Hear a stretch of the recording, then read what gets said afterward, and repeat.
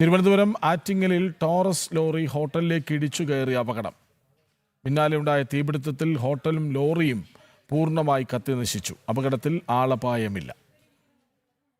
ഇന്നലെ രാത്രി 11:30 സംഭവം. ആറ്റിങ്ങൽ മൂന്നുമുക്ക് ജംഗ്ഷനിൽ നിന്നെത്തിയ ടോറസ് ലോറി നിയന്ത്രണം വിട്ട് സമീപത്തെ ഹോട്ടലിലേക്ക് ഇടിച്ചു കയറുകയായിരുന്നു. അപകട സമയത്ത് കടയിൽ 6 പേരാണ് ഉണ്ടായിരുന്നത്. ലോറി വരുന്നത് കണ്ട് ജീവനക്കാർ പല ഭാഗത്തേക്ക് ഓടിമാറിയതും രക്ഷയായി. ഹോട്ടലിലേക്ക് ഇടിച്ചു കയറിയതിന് പിന്നാലെ ലോറിയിൽ നിന്ന് തീപടരുകയും ഹോട്ടലിലേക്ക് കൂടി ഇത് വ്യാപിക്കുകയും ചെയ്തു. തമിഴ്നാട് രജിസ്ട്രേഷനിലുള്ള ലോറിയാണ് അപകടത്തിൽപ്പെട്ടത്. ഇതിനിടെ ഹോട്ടലിലെ ഗ്യാസ് സിലിണ്ടറുകളിലൊന്ന് ലോറിയുടെ താഴ്ഭാഗത്തേക്ക് തെറിച്ചു വീണെങ്കിലും തീ പടർന്നു പിടിക്കാതെ നാട്ടുകാർ പുറത്തെടുത്തു. വിവരം ലഭിച്ചതിനെ തുടർന്ന് ആറ്റിങ്ങൽ, കല്ലമ്പലം എന്നിവിടങ്ങളിലെ അഗ്നിരക്ഷാ നിലയങ്ങളിൽ നിന്നുള്ള യൂണിറ്റുകൾ എത്തിയാണ് തീ അണച്ചത്. മണിക്കൂറുകൾ നീണ്ട രക്ഷാപ്രവർത്തനത്തിലൂടെയാണ് തീ നിയന്ത്രണ വിധേയമാക്കിയത്. അപകടത്തിൽ ലോറിയുടെ ക്യാബിൻ പൂർണ്ണമായും കത്തി നശിച്ചു. അമിതവേഗമാണ് അപകട കാരണമെന്നാണ് പോലീസിന്റെ പ്രാഥമിക നിഗമനം.